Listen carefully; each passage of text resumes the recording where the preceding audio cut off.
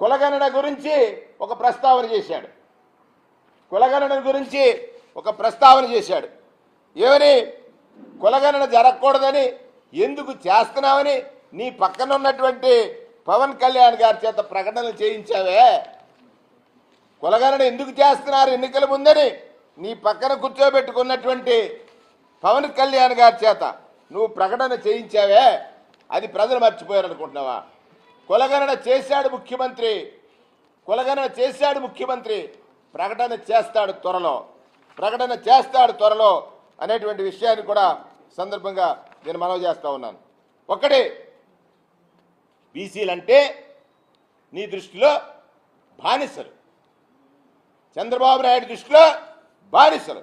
ఎందుచేతనంటే తాను చేసినటువంటి ప్రతి పనిలోనూ బలైంది బీసీలే. అచ్చెన్నాయుడు గారు వాపోతున్నాడు, తప్పులు చేయించాడయా చంద్రబాబు నీ చేత, వాపోతున్నావు, తప్పులు చేయించాడు నీ చేత. అందుకే ఇవాళ న్యాయస్థానం ముందు నిన్ను దోషిగా నిలబెట్టారు. ఇవాళ జగన్మోహన్ రెడ్డి గారు తప్పులు చేసిన చంద్రబాబును కూడా దోషిగా నిలబెట్టాడు. తన కొడుకు అడ్డదారిలో వచ్చి తప్పుడు లెక్కలు, ఏదో వేలు సంఖ్యలో బీసీలకు అన్యాయం జరిగిపోయిందని, బీసీలు అందరినీ కూడా మోసం చేసేశారని, వైఎస్ఆర్ కాంగ్రెస్ పార్టీ వచ్చిన తర్వాతే బీసీలకు న్యాయం జరిగింది.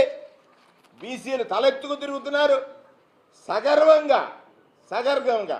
నాడు రాజశేఖర రెడ్డి గారైనా నేడు జగన్మోహన్ రెడ్డి గారైనా బీసీల జీవితాలు మారాలంటే విద్య అందాలా.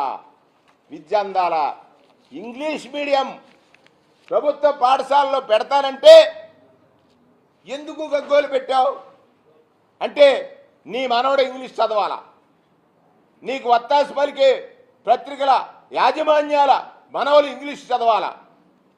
ఓ బీసీ బిడ్డ ఇంగ్లీష్ చదవకూడదా? ఇంగ్లీష్ నేర్చుకోకూడదా?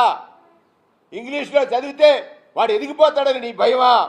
ఒకసారి ఆలోచించమని సందర్భంగా మనవి చేస్తూ ఉన్నాను. ఇవాళ 2,73,000 కోట్లు. అన్నిటికంటే బీసీల ఆత్మగౌరవం ఎక్కడ తాకట్టు పెట్టకుండా, బీసీల ఆత్మగౌరవాన్ని ఎక్కడా కూడా కుదవ పెట్టకుండా బీసీలను రక్షించినటువంటి నాయకుడు జగన్మోహన్ రెడ్డి గారని సందర్భంగా మీ ద్వారా రాష్ట్ర ప్రజానీకానికి తెలియజేస్తా ఉన్నాను. ఒకటి, 4,38,000 కోట్లు ఖర్చు చేస్తే అందులో బీసీల కోసమే 1,73,000 కోట్ల రూపాయలు, 1,73,000 కోట్ల రూపాయలు లబ్ధి బీసీల ఖాతాల్లో నేరుగా చేరిందే. అది బీసీలకి తెలియదని నువ్వు అనుకుంటున్నావు. సప్లాన్ పేరున ఒక డ్రామా. ఆ రోజు నీవు ఆదరణ ఎప్పుడు తెచ్చావు? ఆదరణ దేనికోసం తెచ్చావు అంటే ఎన్నికల ముందు నాసిరకం వస్తువులు ఇచ్చి అందరినీ వరుసల్లో నుంచోబెట్టి నీ వాళ్ళ ద్వారా వాళ్ళని హింసించాలనుకున్నావు. ఇవాళ గర్వంగా చెప్తాను, నేను క్యాబినెట్లో 10 మంది మంత్రులు బీసీలు ఉన్నారు. క్యాబినెట్లో 10 మంది మంత్రులు బీసీలు ఉన్నారు. నీ టైంలో ఎంతమంది ఉన్నారో?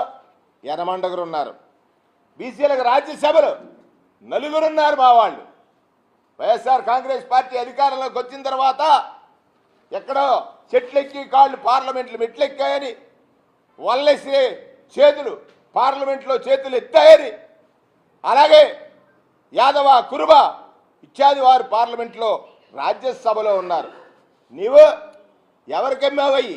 నీ కులపోళ్ళకి అమ్మావు. అదే ఆలోచించు. రాజ్యసభలో 4 స్థానాలు ఇచ్చినటువంటి పార్టీ వైఎస్ఆర్ కాంగ్రెస్ పార్టీ. ఇవాళ బీసీ అయినటువంటి ముత్యాల నాయుడిని, అలాగే సీతారాం గారిని స్పీకర్గా, ముత్యాల నాయుడిని డిప్యూటీ సీఎంగా చేసినటువంటి పార్టీ వైఎస్ఆర్ కాంగ్రెస్ పార్టీ.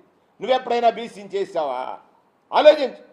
ఎమ్మెల్సీలు 29 ఉంటే 69% ఇచ్చాం మేము. చంద్రబాబు పాలనలో 18, 37% ఇచ్చాడు.